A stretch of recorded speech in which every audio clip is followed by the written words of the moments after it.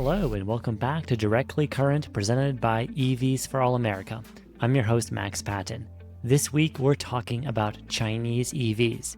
You may have heard recently news that Canada is dropping its substantial tariff on Chinese EVs, allowing a limited number of them into the country, no doubt in response to Trump's very adversarial trade policy. Like it or not, Chinese EVs are compelling to worldwide audiences. They're lower cost. They promise to be more technologically advanced. And today I'm speaking with Kevin Williams, who has an inside perspective EVs in many of these vehicles because he's driven them, spent seat time, and written about them for InsideEVs. He reports on the automotive industry overall, but he's really worked hard on this beat, emphasizing how behind Western automakers are. Regardless about how you feel about Chinese EVs, and I can tell you at EVs for All America, we want EVs to be made in the US. I don't think anyone benefits from being ignorant about the situation happening worldwide and what the state of the art in the technology and the market is. So I'm really looking forward to hearing Kevin's insights. China, of course, faces a relentlessly competitive automotive market with almost no profit.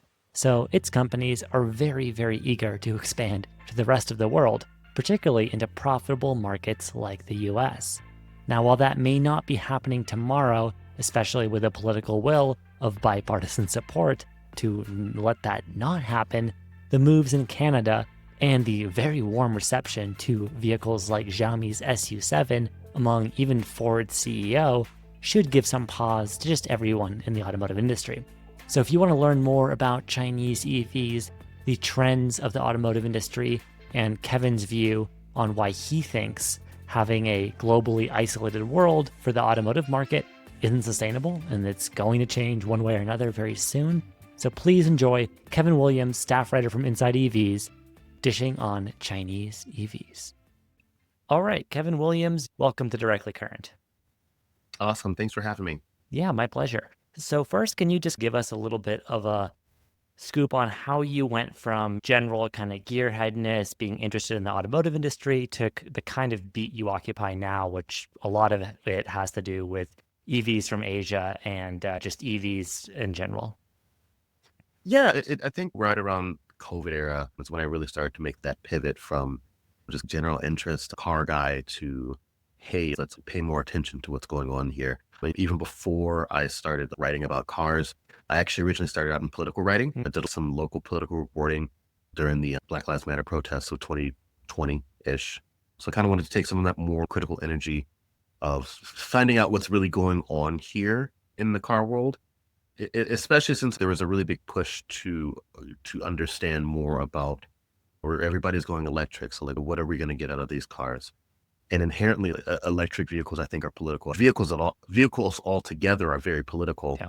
And I think electric vehicles are very much, they occupy such a huge space for geopolitical tension between a lot of entities. Yeah. But I've been watching Chinese cars for years, but I noticed like right before COVID, I started noticing that Chinese cars started going from not so good to really good in a really short amount of time. Mm-hmm. But I was like, and I felt like nobody else is really paying attention aside from other people who obviously watch Chinese cars or live in China. Yeah. I was like, that's odd that no one's talking about this. Hey guys, we got to wake up and find out what's going on here. So then that made that my beat here. So that's how I got to where I am now. Yeah, and I feel like a few years ago, some people might have disagreed with, cars are inherently political. But if we just think about the last year and the Teslas being sold on the White House lawn to like the White House's comments on EVs, the tariff policy, Chinese batteries, I think like suddenly that became way more of a mainstream thing. So it's interesting. Obviously, you were early to that, but seeing it with China out of COVID, there's been books written about this. The West is, I think, still trying to grapple with it. But from your perspective, what's it been like just seeing this extremely rapid product iteration to the point now where like extremely diversified brands like Geely are in some ways already in the US, they're definitely in Europe, and they have really compelling cars? Yeah, I know as a car person, it's like really exciting. Not thinking about any sort of geopolitics or tech things. It's really cool to see a brand come out with like cars that you've never really, they're implementing technologies that, everyone always like put in a concept car. Mm-hmm. or put in like almost a sci-fi level of tech innovation here Yeah. that you would see in a comic book. And now all of a sudden they're having it in vehicle production, in production vehicles that you can buy. It's nice to see like manufacturers that are doing something different Yep. compared to longstanding car manufacturers that we get in the West here. So that part is actually like super, super exciting. Yeah. And like, what do you think of the awareness? Because I feel like it's only been very recently where if I'm just thinking of mainstream reporting, there's been stories for a while now, but oh, this company called BYD sells a really cheap EV. But Mhm. just now, it's consumers are starting to realize that no, when it comes to like technology and product differentiation, they're not just cheaper, they are ahead. I think it Mhm. was your colleague Patrick George, the Inside EVs podcast, was talking with the Rivian CEO a few months ago, and he was saying something about this. So I'm not scared about China because of price. Maybe he should be. His point was if they make vehicles in the US labor standards, environmental standards, they probably will be similar to the price of Western automakers. What should keep them Mhm. up at night is that the vehicles themselves are actually pushing technological frontiers. Their powertrains are really good. They charge quickly. It's all those kinds of things. Yes. Yeah, I would agree. There is a big perception that people are seeing on social media. I think social media is probably one of the biggest drivers, especially like TikTok, Instagram Reels, Xiaohongshu. They're seeing what these vehicles are capable of, and now that people in the West are starting to get access to this vehicle, access to these vehicles, they're realizing that it's not like state propaganda here. Yeah. They're seeing that wow, these cars actually do what they say they can, and they really are priced that way. And I think there's a lot of sour grapes. I think a lot of Americans feel slighted. They feel cheated, partially because there's such a cost of living affordability crisis here. Hmm. People can barely afford the gas cars that we have on sale here. Yeah. And you log into social media and that Chinese people are living in the future. Yeah. So that rubs people the wrong way. And your perspective, you're in the Midwest, you're not all that far from Detroit, right? Like the American automakers, what are they delivering to us? We've got the new Chevy Bolt. That's cool. But compared to Mhm. many of the things that you've taken a firsthand look at, it does Mhm. decidedly last generation. And it does seem like we're being cheated as American consumers. It is. It's an old car that was originally not on sale for a little while that they've brought back with some kind of minor under the skin updates. And that's not the same as a ground up, highly integrated, highly technologically advanced design that you're getting from something from China. Yeah. Do you think, I'm thinking of Volvo as a particularly strong example. Obviously, they early on took Chinese investment, the Geely ownership, their technology is many ways shared with Chinese cars. And yet, I look at vehicles like the EX90, and they're like maybe 1 or 2 years back of what the Chinese Mhm. market is getting. It seems like maybe now that's catching up, but like I know you've spent some seat time in like the EX30, I think the EX90 as well. What is your take on it? Of if you just look at a brand like Volvo, where they actually do have access to Chinese technology, but it's maybe delayed a bit here. How do you see that contrast? Huh. Interesting. That's a very interesting question. I know for Volvo's case, I feel like there's an intentional separation on some levels between what Volvo's doing and what the rest of Geely is doing. Hmm. I know that's like I've talked to both to Geely and Volvo late within the past year before they did have like their own development technology stuff siloed off on purpose. Hmm. But I know they're trying to bring that together more. I think part of that is I think is compliance that they want to these brands, especially Volvo, wants to be compliant with wherever they go. And I think unfortunately Chinese technology has a reputation of being like the spyware, Hmm. whether for better or worse, even if it is true or not. I think them keeping those two things separate is why those companies look the way they do. Yeah. I've seen some other reporters in the auto industry and some other like prognosticators have said the dream world scenario would be having Chinese companies come into the US, maybe try IP here that we badly need, but keep it locked in some way, at least of American jobs. You could justify data security if things are built here. Those were concerns of the Biden administration. They're Hmm. seemingly continually concerns of the Trump administration. Of this whole idea of like technology sharing. I know Ford has that sort of ongoing thing with CATL that's been controversial. What do you think of that? Its feasibility? I think it's going to have to take. I think it's going to have to be feasible if that makes sense. I know there's a lot of like roadblocks on the political side, but I think a lot of automakers are running out of road here. Mm. I think there's a lot of effectively because like they want to stay compliant because they don't want to have too many things tied up in China. It seems like it seems like a lot of brands are doing effectively the same thing twice. They're making two different versions of like software systems, one for China, one for here, Yeah. two different vehicle platforms, one for China, one for here, and then two different everythings Like for self-driving cars that, systems, that's totally parallel yep, tracks between us and China. yep, versus for cars that are effectively like serving the same types of people. But I don't think that a lot of car brands are having the budget or patience for this anymore. Hmm. It doesn't make any sense to make one for China, one for here, and then we're using less talented engineers, or we don't have access to the same software stuff for our version. And so our version would cost more to make, and it wasn't as good. Yeah. Yeah, it feels like it has to happen at some point.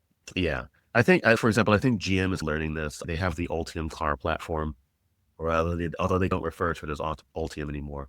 But I know the Ultium cars that were sold in China, they're pretty much all dead Hmm. now, aside from a handful of Cadillacs. And instead, GM has been pivoting to either using its Chinese partner, SAIC China, but it has basically nothing to do with the GM Ultium or our electric car platform here in the United States. The cars that were on the platform that were sold there, they didn't do well. They didn't review well. They didn't look all that great. Hmm. And they had to cut prices significantly in order to get them out the door because nobody wanted them. Yeah. I do So, wonder, yeah, sorry, go on. mhm. Yeah, I just think if we keep going on that track of having these two platforms, it's just not going to work. Something is going to give. Yeah. And I think it's going to happen soon. Yeah. Margins aren't great in the auto industry the best of times. And that with the US's kind of policy flip-flops, it's really hard for anyone invested in this market, including the companies based here, including forces like Toyota, Honda, or GM, though maybe like Toyota Right. has done better than anyone else because of their Hmm. diversification.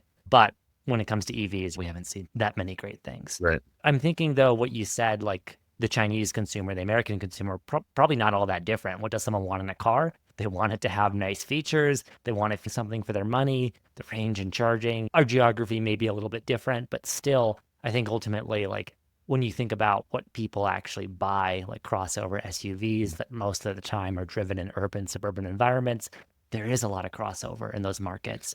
Do you think Yeah. there are differences though? I know one of some of the more outlandish examples are like the Xiaomi, I think SU7 has the karaoke mode, right? And that seems almost like too whimsical, too playful for a lot of the like drier Western automakers. That's just my like stereotypical perception. But do you think that American consumers are actually receptive to want my car to be higher tech? I don't care about CarPlay. I just want the whole Yeah.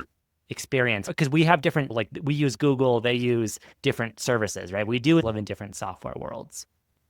Yeah. I think part of it is also age. One of the things, I think there is a desire for more tech or good implemented tech in American vehicles. Hmm. I think there's always a lot of like, back and forth about how there shouldn't be so many screens in cars. I just want something that's going to get me from point A to point B. Yeah. And I don't necessarily think they're wrong, but I do think of, say, Tesla. That company is like, it's a huge all screen interface. But it's been that way for years. It doesn't have Apple CarPlay or Android Auto, yet that hasn't stopped it from like becoming the best selling car, some of the best selling cars, period, in the world Yeah. and in the United States. And I think if brands were more able to basically replicate that type of experience in their cars, I think we wouldn't have some of the conversations that we do now. And I'm not convinced that American brands, or honestly, a lot of Western brands, have been able to do that. Hmm. But when I go to China, it's not very hard to find a car that can do the same things that Tesla's infotainment stuff does, but probably catered a little bit more to Chinese audiences. Does Yeah. that make sense? Yeah, no, it does. I guess like here we have Tesla and Rivian. Those are software first companies that Mhm. arguably do develop their vehicles in a true next gen way. It's Yeah. legacy automakers in the US, you get into the software experience of almost anything that's, on sale and modern. It's improved a lot. I know Google's helped out with the Android built-in systems in many vehicles. I Right. have a Polestar too. It's fine. But when I see the TikToks, when I see the videos of Chinese EVs and like integrating with smart home systems, like obviously that's a whole different world for that consumer. And yet at the same Yeah. time, it does feel like I agree with you, it's not feasible to replicate the hardware. And yet for our own security and market reasons, we have all of these like different software stacks. We rely on Apple and Mhm. Google and Yep. sometimes crappy built-in software in cars. In China, the phone makers, the car makers may be the same company, and the smart home Yeah. platforms, all that stuff is like much different than it is here in the West. Yeah. It just seems like they're more willing to walk in lockstep. I think that's one of the reasons that that I think I wish people would take is that Chinese tech companies and Chinese car companies are really willing to walk in lockstep with one another in ways that we would not get here in the United States. Yeah. Getting back to your original point, I also think part of it has to do with age too. One of the things I have noticed, even talking to some of the brands, is that generally the people who are buying cars in China are way younger than a lot of other places in the West. I think I remember talking to Xiaomi. I think that their average employee age was about 28. Yeah. I think it was Xpeng. They said, oh, people who buy the Mona, they're like, I think on average is like 22. I feel like I have to take those numbers with a grain of salt, but also at the same time, it tracks. Yeah. I feel when inherently younger people are more tech ready, they're more willing to futz around with screens. They're more willing to do a lot of other things. Yeah. That versus everybody in the United States or generally in the West who's buying a new car is older. Yeah. I hit this up earlier. Part of this might be that like affordability is a real thing, right? And that's really come noticeably for the automotive industry, where the average transaction price is like almost $50,000. People are taking out longer and longer term loans. I don't think that many young people can really afford to buy a new car right now. No. Well, their tastes don't matter. Like why should they? Why should any automaker talk to young people? They don't have any money. But yeah. Yeah. Imagine in a world where hypothetically the US affordability maybe gets better, or at some point in time, millennials, Gen Z will have enough money, will want to get vehicles.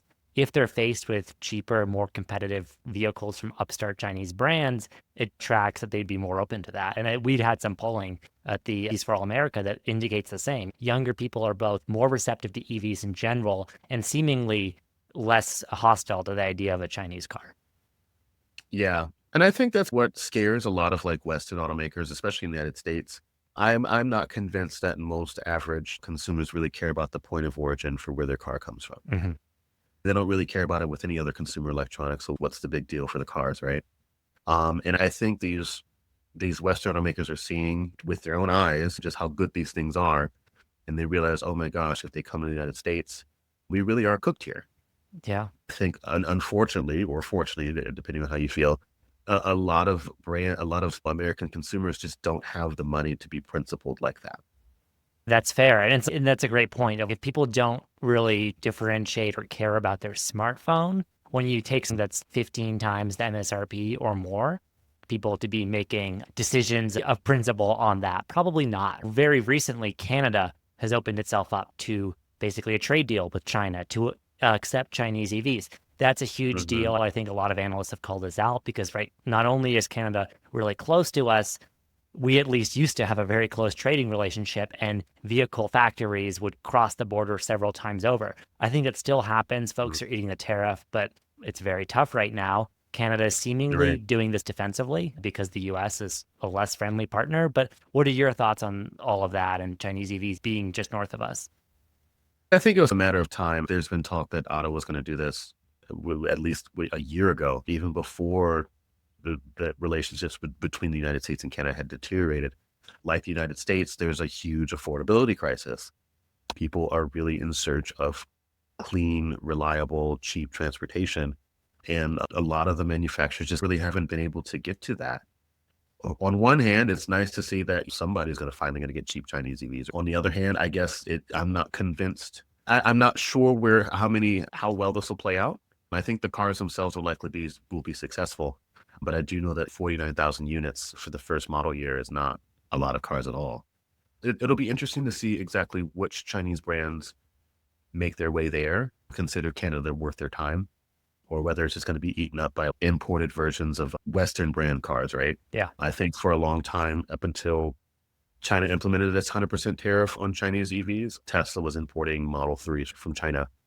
So we'll see if they go back to that, or if it's actually a new brand and some new cars and some new interesting stuff to shake up Canada's market. Yeah. And if it's the latter, right, if it's those new brands, even though we won't directly have access to that in the States, like at all that we speak the same language, most of us people interact still. So like you could imagine the popular imagination, like people are going to finally realize what a Cherry or a Zeekr might be. It also primes the pump for any sort of U.S. expansion. Although right now, geopolitically, things are pretty much in tatters. But at least for this instant, the vehicle standards and homologation standards between the United States and Canada are pretty much the same in a lot of ways. Hmm. So basically, if you can sell one car in Canada, it doesn't take much work, at least from a technical standpoint, to get it ready for the United States. Yeah. I can instantly see BYD or Geely starting dipping their toe into the rest of North America by selling a few cars in Canada, and then maybe things will change in the future, and then all of a sudden we have BYD and Geely on U.S. roads too. Yeah, no, that's a great point because I think the knock on Chinese EVs, and maybe it's not been done in good faith, but some Western automakers have prided themselves on these Chinese EVs can't be sold here because they're not going to meet NHTSA safety regulations. They're not going to comply with our Right. regulations. This is the test of if you have a pretty similar market with pretty similar regulators substantively, they probably can cross over much easier than maybe people have thought before. When you talk about how they can't meet NHTSA requirements, a lot of the times it's not even true anymore. Yeah. I think it's in Europe for Euro NCAP. Hmm. Well, the safest small car ever is the Neo's Firefly, Yeah. which was tested last year. And I've had conversations with Geely, and I wrote a piece about how Geely could come to the United States. Geely has a Southern California development center, Hmm. and part of it is for compliance, Yeah. and not just software. As part of it is actual like crash compliance, Yeah. that sort of thing. So I know these conversations are being had in these boardrooms in China. They might not be public with them yet, but I know there's a lot of movement behind the scenes to where the second we can get access to the United States, here's what we need to do to get our cars here. Yeah, and it'd be foolish if those conversations weren't happening. We are all of the problems with the US market, which I think have been very much laid bare in the last few years, the most Mhm. profitable automotive market. Maybe it's 'cause consumers are less financially savvy or we're more car Mhm. dependent, but whatever the reason is, people take out bigger loans here, they buy larger, more expensive vehicles. That's very attractive for any global automaker, particularly if you're a Chinese automaker and you have already an oversupply issue where your market is very not profitable because you're in a price war with all of your competitors. Do you think there's any other kind of like recent news or trends just looking forward that we can expect to see in 2026? Or do you think the US right now, we really are maybe a backwater or it's a bit quieter for EVs and whatever does shake Mhm. out will be one of the last to receive? Or do you think there are trends of some kind of market cooperation or trade deal that Trump would make? I'm not asking you to predict the future, but what do you Yeah. think is feasibly possible in the next year or so? That is a good question. I feel as strong as the Chinese market is, I think there's a lot of softness in ways that are just starting to show up. Hmm. I think I don't know if you've paid attention to some of the offerings that China's been having. I've noticed there's been a strong, not pivot, but introduction of EREVs, extended range electric vehicles, Hmm. basically plug-in hybrids with big batteries, Yeah. to effectively capture people who in China who are not still not swayed by EVs. Hmm. And then also these models are making their way outside of China to European and Asian countries who, once again, for people who are not necessarily swayed by EVs. And I think that points to a space where maybe not everybody's convinced about electrification, unfortunately. Yeah. And I think that bit of softness paired with the fact that the American manufacturers' EV efforts are in shambles right now, I think we're gonna hit a wall here where somebody's gonna be like, "Hey, flag on the play. We're gonna have to start over here because something is going on here. Hmm. We're gonna have to work together if we want to survive." Because I feel like the way American automakers are moving and what they're spending their development dollars on it's not sustainable. Yeah. There's billions and billions of dollars of American money wasted on EV projects that didn't go anywhere. Hmm. And I don't think that's because people don't want EVs. I just think that these American manufacturers spent their money on the wrong thing.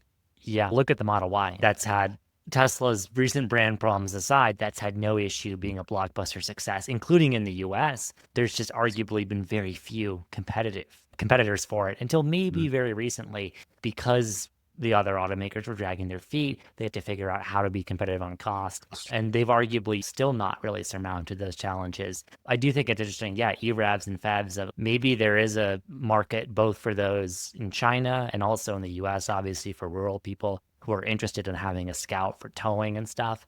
Right. Perhaps there's an opportunity for more kind of not leapfrogging to say, but like synchronization, right? Both of our countries have demographics that kind of want the same thing, and it might not all be battery electric vehicles. Maybe the learning that could be had in an ideal world between the two countries. I would like to think within the next year, there's going to be a little bit more cooperation here. I think the saber rattling between all three parties, between the United States and China, is not productive for anyone. I think just historically, so many American brands have had ties to China, whether it be supply chain or just in general. Cutting that stuff off, I don't think is going to help anyone. Yeah, You know, and there's smart ways to do it. I think, like, I don't think the national security concerns and all of those things are entirely unfounded. Not to say our own government and our own private companies don't harvest people's data, but there are certainly ways to cross-develop batteries and powertrains that don't involve handing over software control to a foreign automaker. Like plenty of Chinese companies, plenty of European companies are happy to do their own compliance with regulations and let other companies handle chips and software if they can make money selling steel. I agree. I think there's roadblocks, or excuse me, safety guards that we can put in to make sure everyone's safe and get what we want. But I think we need to do that sooner rather than later. Yeah, agreed. I appreciate the optimistic, but also realistic takes. Thanks so much for your time. Yeah, no problem. Thank you so much. That is all this week on Directly Current. Thank you again to Kevin Williams for lending his valuable time to us. We have another episode coming out next week. Then we're going to slow down the schedule a little bit for some higher profile episodes coming up with a perspective from inside the automotive industry that we're very much looking forward to sharing with you. If you haven't, check out EVs for All America's website for polling, news, and merchandise, because we could use your support. And if you haven't already, do subscribe to this podcast in your app of choice. That is 100% free, and we're going to continue to bring you the best content we can during this chaotic, but actually pretty exciting moment for the automotive industry. We are not believers in the doom and gloom perspective, and I think you'll see in next week's episode that there are some optimistic trends for the US car market and charging and the EV industry at large. Yes, even right now in 2026. We'll see you in your feeds with another guest next Tuesday.